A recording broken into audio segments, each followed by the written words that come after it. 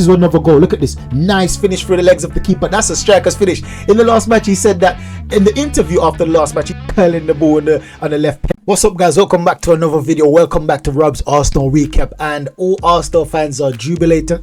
And all Arsenal fans are in a good mood right now because we've qualified for the round 16 of the Champions League final. And it's a very long time.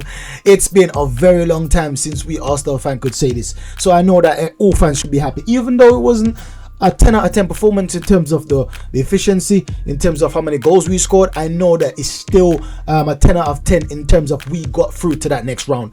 And it's eluded us for such a long time, and it's just happy to be amongst the greats, right? Because the last 16 is for the great teams, right? And I believe that we're going to go all the way. I think we're going to go all the way to the final. We can, especially the fact that we've been linked with players like Watkins, we've been linked with players like Tell. And for me, those are encouraging signs, because even if we don't get Watkins, it shows that ambition. I know we have to get a striker, so it's not just about getting Watkins. We need to get any striker that's got a good quality in terms of goal scoring quality. And then we looks like we're trying to get a winger as well, so that's very good. Anyways, we're gonna get into the highlights. We're gonna get into the this guy Ethan Nwaneri. Listen, I've been talking about this guy, banging on the drums for months now. Since last season, since Mikel Arteta played this guy, I've been banging on. Well, I think we're all seeing it. As Arsenal fans, we all see the potential, we all see the quality. However, some things that's been eluding him. Let's take a look at the video and then I'll explain why we watch it. But on the left peg, and as you can see, it's reminiscent of Iron Robin. Now, when you take a look at Ethan Nwaneri, the last match he played, for me, it was a bit stale, right? The last match it was a bit stale, and I believe that because he was playing Odegaard's role, he was playing that lone creating player. He was like under pressure, I believe, and I don't think he has the experience to deal with that level of pressure. This is something interesting. He crossed the ball on his right foot. It was a touch there, keeping the ball down the byline once again. So I keep saying that. Look at this, trying to go. So he's not just trying to cut in and shoot on his left. He's trying to go down the byline and cross it in as well. And and he's good at corners as well. So look at that. That's a very good corner. That should have been led to a goal. He's very good at defending, sliding there for a challenge. So he should. As I said, that down the right hand side is very good, but it's when it's in the middle I think that he stresses. I think that he's trying to do too much. Once again, trying to cut in, trying to get the shot off. That's something we want to see. That's his I said it, this is the goal. Beautiful strike. Ethan Nwaneri, the 17-year-old from Ireland. It's just I love it. I love the fact that we're producing these top quality player, and it's only going to be better and better for us in going along in future seasons. So Ethan Nwaneri, look at this, nice chop there, cutting in. Nice, you see twinkling toes. And as I said, with Odegaard, I think he feels comfortable with Odegaard. With Odegaard, it looks a bit shaky, but each time he plays with Odegaard, it looks so much better. But whenever, I think, as I said before, the pressure, he can't take the pressure right now to be that lone creator in the team. Look at this nice volley there, unlucky with the finish. Brilliant shot there. So I think he can't handle the pressure to be the lone creator in the team, and that's the only criticism I will have of him. But he's only age 17, so you'll understand that a 17-year-old can't handle the pressure, can't handle the big spotlight shining on him. You'll understand, right? However, he can handle it to, in terms of on a big night like the Champions League night. This is his first Champions League start, and he scored a goal and had the man of the match. That's something else. That is something else. If you can remember, Saka done the same thing, and you see the trajectory of Saka. Saka is right now one of the best wingers in the world.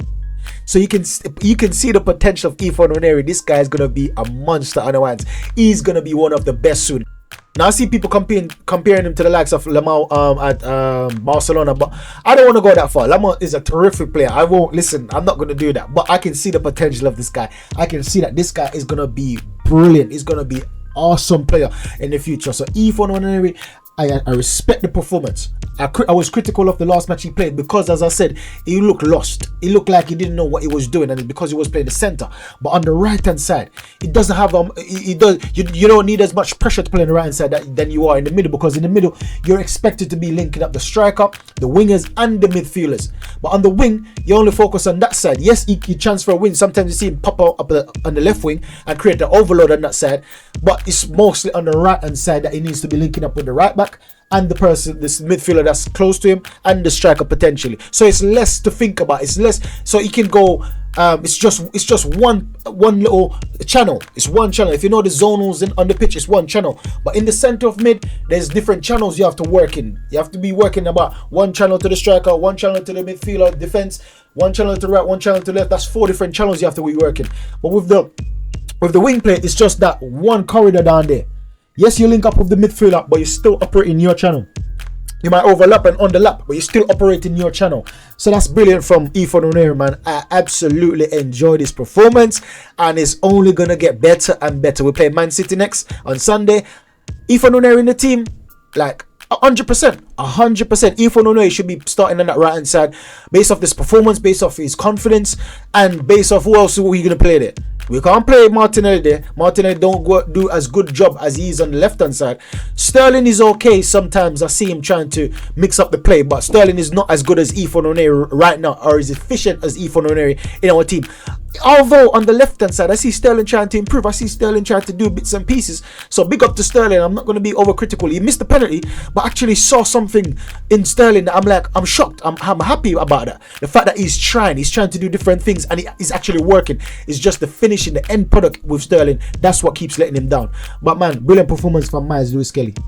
But brilliant performance from Ethan Nwaneri. Monster, the Italian juggernaut. You see him, even though being such a big guy, he's got such poise on the ball. He's got such confidence. He's got a bit of flair on him as well. And the fact that he's always popping up for important goals, I love that. This is another goal. Look at this. Nice finish through the legs of the keeper. That's a striker's finish. In the last match, he said that, in the interview after the last match, he said that he loves to play up striking. And that's something I love to hear. Because I love to see different players popping up in different positions. Even though that was offside, the fact that he was in that position, the fact that he finished that like a top quality striker. Listen, I doubt Havertz could have finished that chance so eloquently, right? Nice little finish for the keeper's legs. Brilliant goal there from Calafiori. And as I said, that he's very technical. Even though he's big and aggressive and strong, he's still technical. That's the poor right there. He should have dealt with that, but very good for making up for his error. He actually won the ball back. Another thing with Mika Moreno, he played okay in this match, but in terms of his tackles, in terms of the defensive side of the game, but he gave the ball away a bit too much for my liking. But Calafiori there inverting, doing some good passes across the pitch. Once again, you see him coming up there, challenging, being strong on the ball. Easy pickings that from that attacker for Calafiori. Listen, Calafiori is like a dad to these boys of this match, even though it wasn't a goal. And he scored again in this match. Even though it was not a goal, it was still brilliant finish from him. And the link-up play between him and Sterling is not that bad. He's improving as well. He's getting better. And I love the link-up play between him and Martinelli. So Calafiori is a team player. The fact that he doesn't get Myles Lewis-Kelly, and that's another thing as well. The fact that Myles Lewis-Kelly is starting in Premier League and Calafiori is starting in Champions League, that shows you a bit that Calafiori is down the pecking order in terms of competing with Myles Lewis-Kelly, because the Premier League right now is the most important competition for the Arsenal, especially because we've already both through Champions League round already.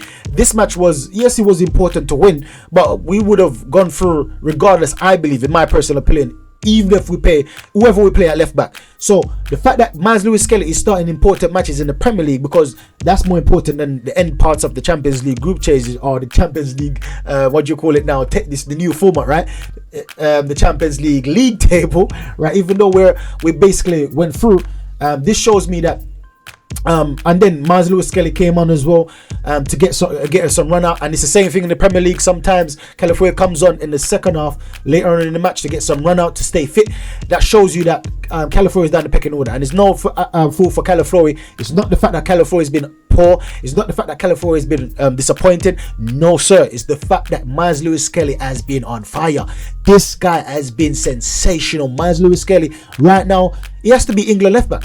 Going into the summer, the international matches coming up, he has to be in England's first choice left back. Who else is there? You gonna tell me about Luke Shaw?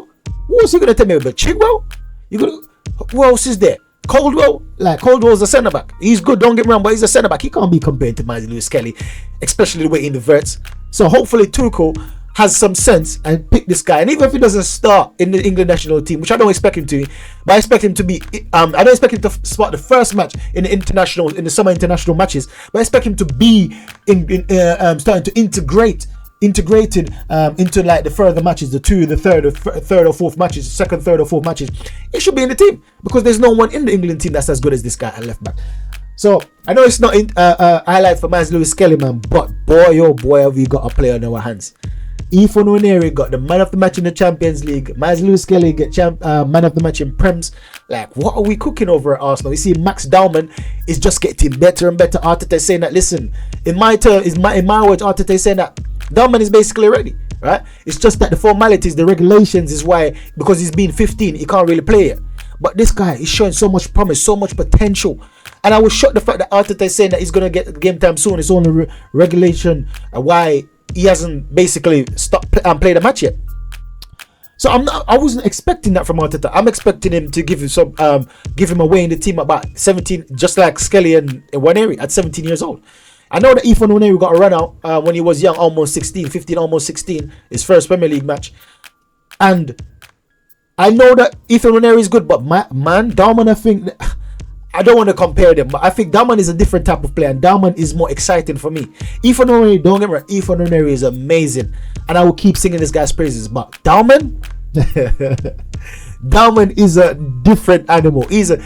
And he's so silky. He glides. Man, he's got half a goal as well. So I love what we're cooking. You see, we were creating defenders. When is the last time Arsenal created a centre back in our academy? I can't tell when. Now we're creating centre backs and selling them to Manchester United.